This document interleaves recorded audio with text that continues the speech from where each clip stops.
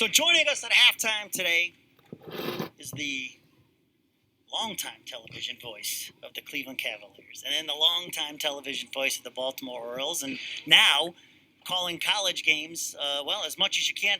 Michael Reghi, thank you so much for joining us today. David Grenzinski, great to see you. And you and I went back a few years. I know that for sure. But great to see you, and glad that you sound good, by the way. I like your play-by-play call, so keep it rolling. Well, I'm no Michael Reghi, but let's talk about that. Just how, sports has been impacted by COVID and everything that's going on this year. We were talking a little bit before halftime, and you said, normally you're doing 25 games, you're probably going to do 10 or 12. Yeah, absolutely. And because of all in college football, as you know, I'd say most, like in the Big Ten, the MAC, teams played 6 games instead of 12, David. So, yeah, it impacted everybody as far as the amount and the number of games that you're going to be able to call. So it was different. I'm used to working a game, football, every Saturday, 15, 16 games a year, and that certainly was heavily affected. So different, but I think we all have to understand that this is a situation we've been put in, so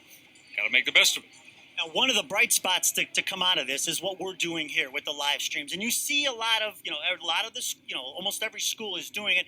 We're trying to do a little bit different, adding the play-by-play and things like that. But the goal is also to get our students some experience. What's it like now for kids breaking into television today as, back when we were breaking in? Yeah. Well, and you certainly a lot later than I. I mean, I started my career in the late 70s, after I got out of college. So, it's my 45th year. So I think it's, while the opportunities, David, I think for young people now are certainly because of, there are just more, as you said, between streaming and networks and podcasts and everything. There are a great more opportunities to get involved.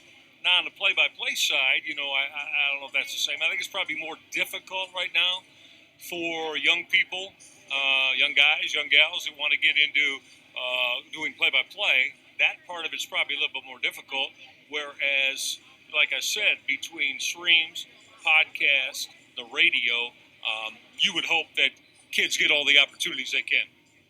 So, if you were to give some advice to the kids who want to break in, what would you say? I mean, has it changed? Writing has always been a big part of this, and and preparation. Does that part of it still remain the same? Absolutely. Do everything you can. Regardless of what you want to do, but when you're at home, do a sportscast, call a game.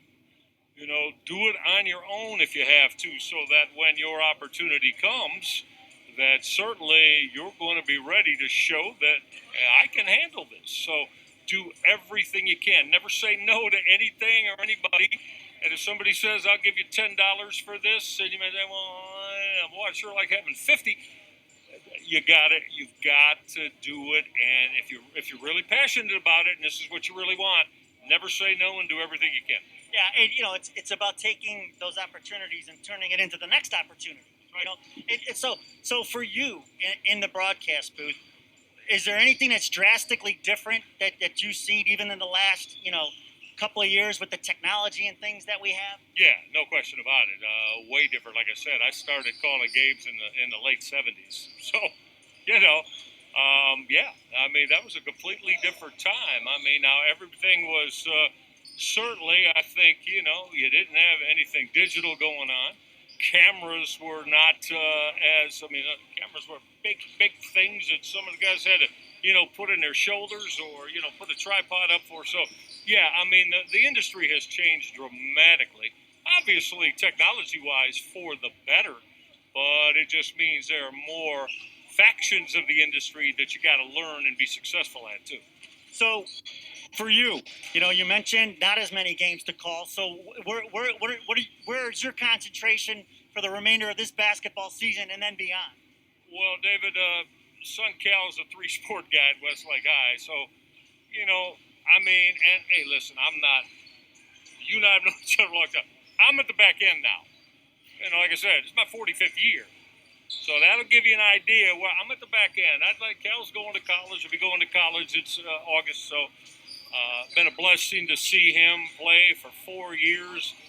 Football, basketball, baseball, and so I'm blessed for that. And that's what I wanted to do and needed to be doing. So at times I turn things down a little bit. Say, I can't work today.